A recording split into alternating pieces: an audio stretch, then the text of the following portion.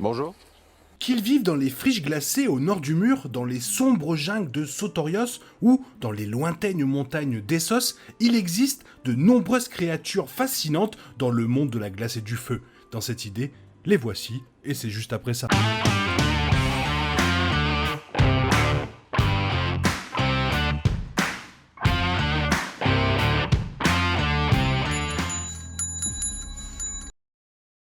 La légendaire danse des dragons commencera probablement très bientôt dans House of the Dragon. La guerre civile Targaryen va déchirer le royaume en deux alors que toutes les différentes seigneuries de Westeros jurent fidélité à la reine Rhaenyra ou au roi Aegon. Et tandis que la maison des dragons survivra à l'époque de Daenerys, les dragons, eux, ne le feront pas. Alors que leurs jours s'amenuisent, les fans ont de nombreux moments passionnants à espérer avec eux dans les saisons à venir. Mais il existe d'autres créatures, certaines bien connues et peuvent être ou pourraient être vues dans Game of Thrones et House of the Dragon, tandis que d'autres ne vivent que dans les livres pour le moment. Avec les dragons, ces bêtes mystiques sont les plus cool et les plus intéressantes de toutes. Alors commençons par les dragons. Bien sûr, les créatures les plus appréciées sont les dragons. Cela est notamment dû à l'excellent travail que l'équipe a fait derrière la série pour différencier les différents dragons vus dans la saison 1. Comme dans le folklore et autres fantasmes médiévaux comme Donjons et Dragons, ces dragons se présentent sous toutes les formes, tailles et couleurs. Certains deviennent des mastodontes imposants et dangereux comme Balerion, la terreur noire, ou Vhagar, tandis que d'autres sont élégants et rapides, comme Syrax. Les origines des dragons sont un mystère. Certaines légendes prétendent qu'ils sont nés d'une deuxième lune, tandis que d'autres disent qu'ils sont nés des 14 flammes, les volcans dont l'Empire valérien est sorti. Peut-être qu'un jour, on nous dévoilera davantage de leurs origines et de leurs histoires pourront être montrées, notamment en remontant au fléau de Valyria. Et donc après les dragons, les loups.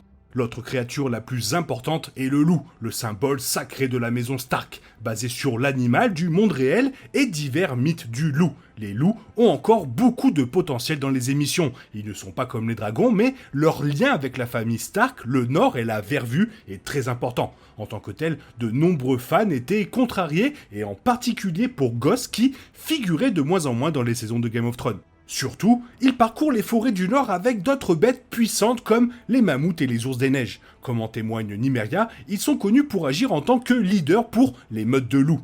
Fait intéressant, il est à noter que les loups étaient présumés éteints au sud du mur pendant environ 200 ans avant Game of Thrones. Cela coïncide avec l'époque de House of the Dragon et avec Winterfell et les Stark entrant vraisemblablement dans la mêlée avec la saison 2, peut-être que quelques loups le feront aussi. Maintenant, parlons du roi de la mer. Alors que les dragons règnent sur les cieux, ce sont les kraken qui règnent sur les profondeurs. Ce sont essentiellement des calmars géants, plutôt que leur version plus monstrueuse de la franchise Pirates des Caraïbes. Les kraken sont le symbole de la maison Greyjoy, avec leur grand trône, le trône de Grey, sculpté pour ressembler à un kraken. Les histoires disent qu'ils sont connus pour attaquer les baleiniers et rivaliser avec les dragons de mer et les léviathans dans les grandes mers. Certains prétendent avoir le pouvoir de contrôler les kraken alors que les Targaryens contrôlent les dragons. Un ancien ferné possédant une corde magique qui pouvait apparemment invoquer le kraken. Passons maintenant à une créature qu'on pourrait voir dans la saison 2 de House of the Dragon.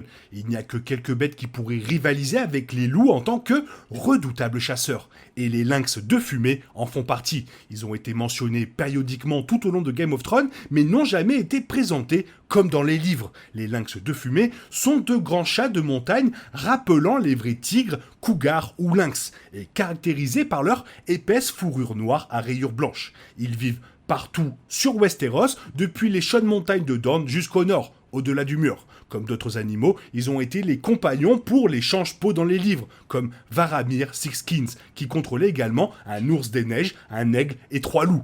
Fait intéressant, le nom pourrait être un clin d'œil amusant à Kitty Pryde de Marvel Comics, car George W. Martin est un super fan.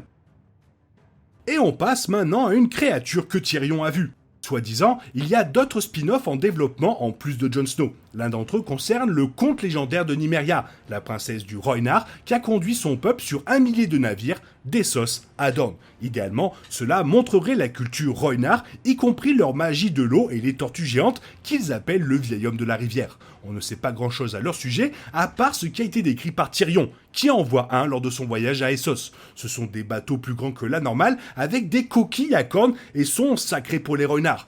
Le compagnon de Tyrion disant même que la tortue qu'ils ont vue était leur dieu, le vieil homme de la rivière.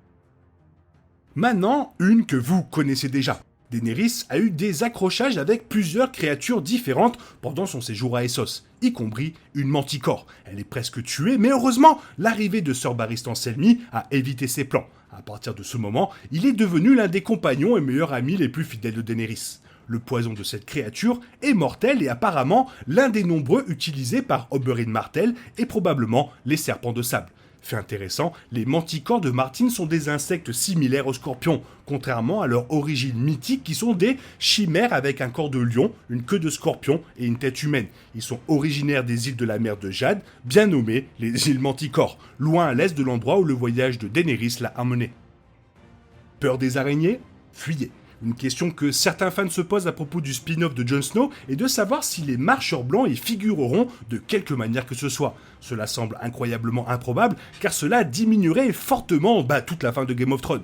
Cependant, il y a peut-être encore de l'espoir pour leurs montures qui n'ont jamais figuré dans la série, les araignées de glace géantes.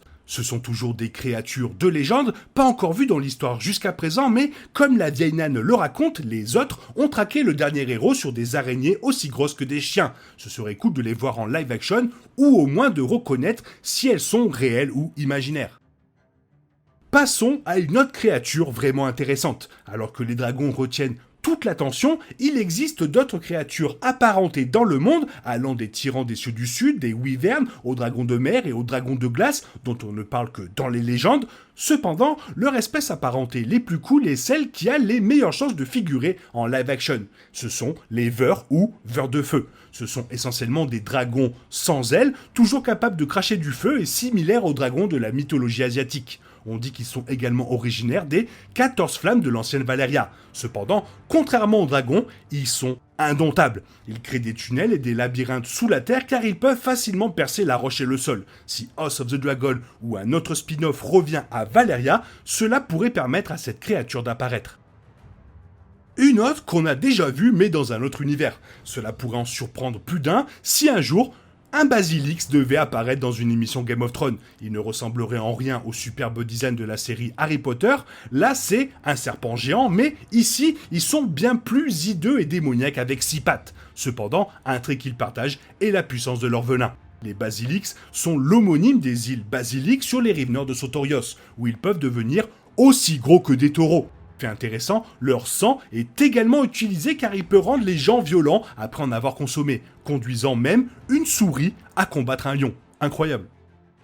Et terminons dans les profondeurs. En créant ce monde, George R. Martin s'est inspiré de diverses sources. C'est le cas pour les profonds, des créatures mythiques censées vivre profondément sous les vagues comme les tritons. Ils sont importants pour les cultures maritimes du monde entier, comme les Fernets. Ils sont connectés à la mystérieuse pierre noire qui a été utilisée pour créer leur trône et la base de la haute tour à Villevieille, une roche grasse différente du ver-dragon. Les profonds ne sont probablement que des mythes, mais ils font toujours partie des créations les plus cool de Martin pour sa série de livres.